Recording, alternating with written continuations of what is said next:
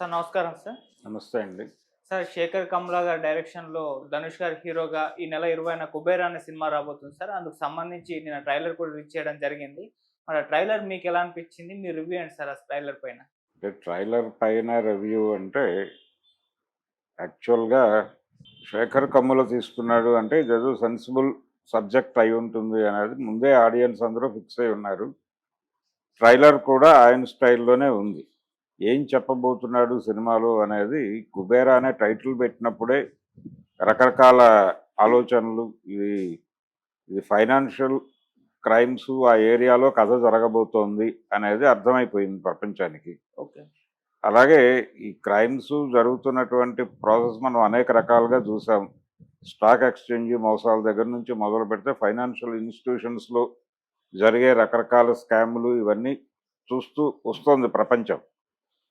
అలాగే ఒక big scale అంటే ప్రభుత్వాలే నేరుగా నిర్వహిస్తున్నటువంటి దారుణాలు కూడా కొన్ని ఆర్థిక పరమైనటువంటి అంటే ప్రజల మీద భారం మోపే పద్ధతిలో కొన్ని ఫైనాన్షియల్ క్రైమ్స్ జరిగిపోతున్నాయి.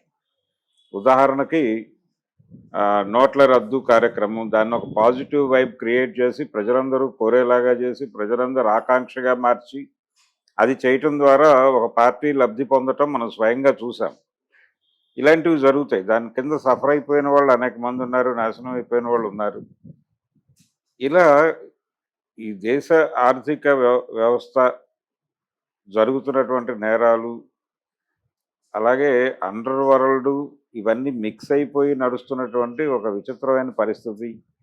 ఈ ఏరియాలో ఎక్కడో ఆయన ఒక క్యారెక్టర్ని చూస్ చేసుకుని ఒక కథ నడపబోతున్నాడు అనేది మనకు అర్థమవుతుంది. ఈ ధోరణి ఎలా ఉండబోతోంది, టోన్ ఏమిటి అంటే మనకి చాలా కాలం క్రితం 'డబ్బు టు ద పవర్ ఆఫ్ డబ్బు' అని యండమూరి వీరేంద్రనాథ్ గారు ఒక నవల రాశాడు.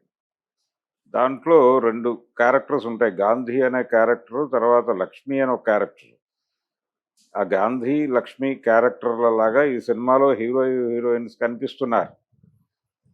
కొంచెం ఆ ధోరణి ఉంది. అంటే మేబీ ఆయన ఇన్‌ఫ్లుయెన్స్‌లోంచి చేశాడని కూడా నేను అనుకోను కానీ, అలా అనిపించింది చూడగానే.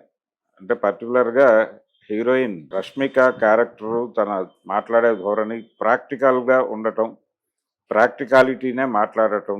అంటే సైద్ధాంతిక అంశాలు కాకుండా జీవితంలో నుంచి విషయాన్ని మాట్లాడటం అనే ధోరణి అక్కడ కూడా కనిపిస్తుంది ఆ క్యారెక్టర్లో కూడా.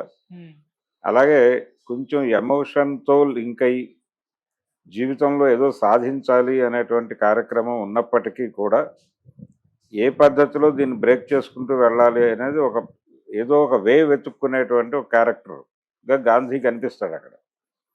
సినిమాగా తీసినప్పుడు చాలా మార్పులు జరిగినాయి. చిరంజీవి చేశాడు, అది ఛాలెంజ్ అనే సినిమాగా వచ్చింది. అయితే సినిమాకి నవలకి చాలా తేడా ఉంటుంది. అలా అలా ఆ నవలలో ఉన్నటువంటి గాంధీ లక్ష్మి పాత్రల్ని పోలినట్టుగా ఈ సినిమాలో హీరో హీరోయిన్ క్యారెక్టర్లు అనిపించినాయి.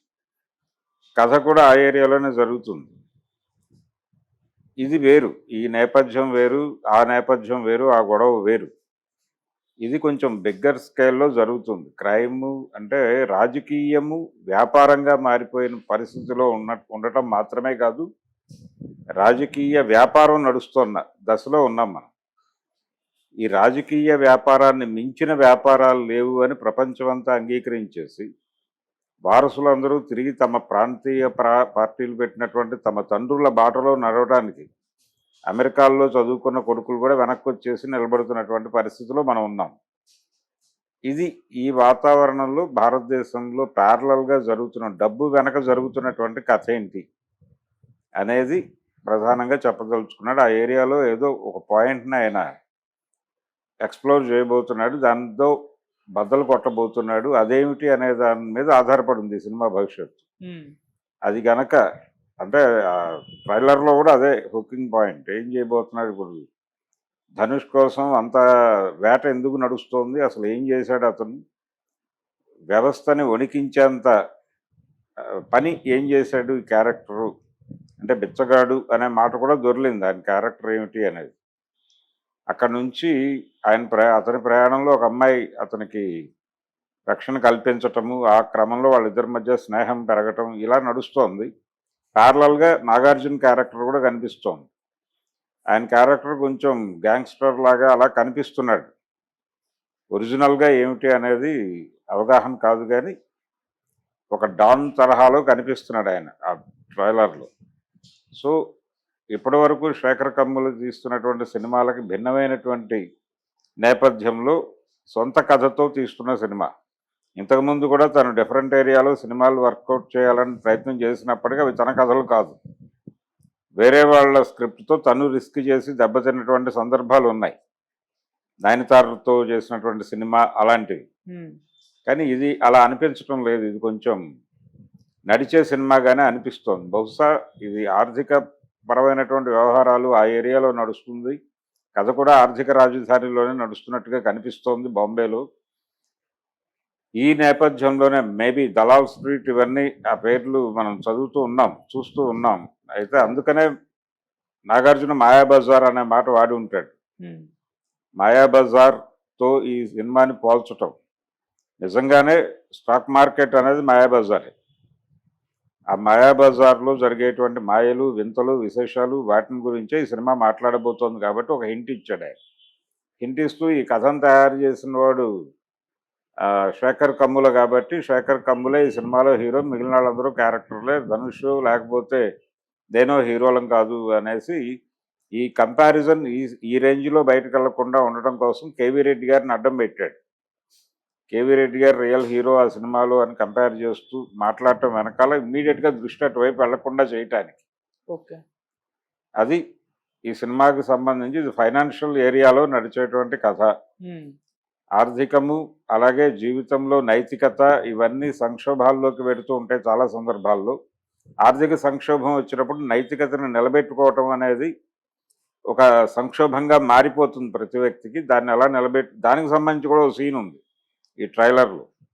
ఇలాంటి అనేక అంశాలు ఆయన కొంచెం సీరియస్గా డిస్కస్ చేయబోతున్నాడు అనేది అయితే అర్థమైంది.